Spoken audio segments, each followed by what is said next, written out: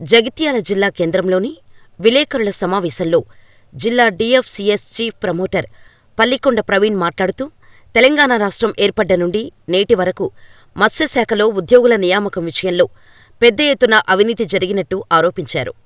ఇక వివరాల్లోకి వెళితే, గత నెల జనవరి 18న హైదరాబాదులోని మత్స్యశాఖ కమిషనర్ ఆఫీసులో 2014 సంవత్సరం నాటి ఉద్యోగుల వివరాలు, అప్పటి హోదా, ఇప్పటి హోదాలకు సంబంధించిన వివరాలు అడగగా ఇప్పటికీ ఎలాంటి సమాచారం ఇవ్వలేదని, అందుకు తిరిగి ఫిబ్రవరి 28న మొదటి అప్పీల్ వేసినట్టు ప్రవీణ్ తెలిపారు. అవినీతి జరగకపోతే సమాచార హక్కు చట్టం ద్వారా ఎందుకు సమాచారం ఇవ్వడం లేదో మత్స్యశాఖ అధికారులు సమాధానం చెప్పాలి అని ఆయన డిమాండ్ చేశారు.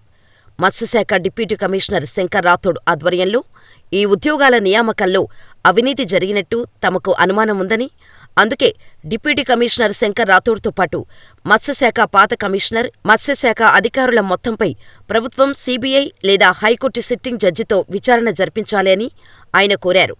ఈ సమావేశంలో పల్లికొండ ప్రవీణ్తో పాటు జిల్లా మత్స్యకార గంగపుత్ర సంఘం సభ్యులు తదితరులు పాల్గొన్నారు. నేను మత్స్యశాఖలో జరుగుతున్నటువంటి అవినీతిని ఒక 2-3 క్వశ్చన్లు వేస్తూ ఉన్నా మత్స్యశాఖ అధికారులకు. గతంలో ఏదైతే 2014 నుంచి ఇప్పటిదాకా మత్స్యశాఖలో ఎంతమందికి ఉద్యోగాలు వచ్చినాయి, వాళ్ళకి ప్రమోషన్లు వచ్చినాయి, ఎట్లా వచ్చినాయని చెప్పేసి మేము గత నెల అంటే 18వ తారీఖు 1వ నెల 2024 నాడు మేము ఆర్టీఐ కింద అప్లై చేసినాం హైదరాబాద్లో ఫిషరీస్ డిపార్ట్మెంట్లో.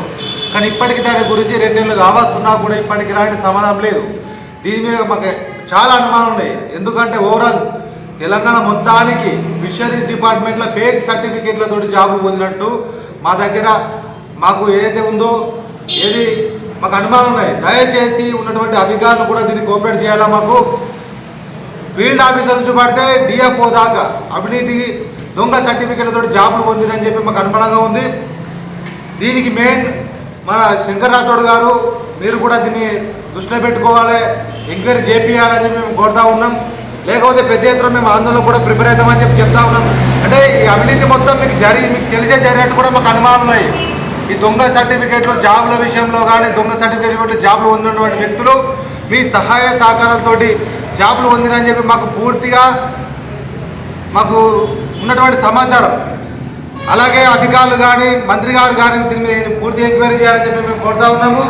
అలాగే 3 నెలల కింద అయితే దామోదర్ గారు, డిఎఫ్ఓ దామోదర్ గారు ఏదైతే ఉన్నారో అవినీతి చేసినని చెప్పి పూర్తి సాక్ష్యాధారాలు, బ్యాంక్ స్టేట్మెంట్లు కావచ్చు, ఫోన్పే కావచ్చు, అన్ని వాయిస్ రికార్డుతో పాటు మేము కలెక్టర్ గారికి ఎంక్వైరీకి సహకరించి ఇవ్వడం జరిగింది.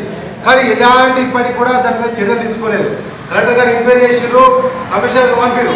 దాన్ని కమిషనర్ ఆఫీసులు ఎవరా పడుతున్నారు, రాథోడ్ గారు దీనికి వివరణ ఇవ్వాలని చెప్పి మేము కోరుతా ఉన్నాము.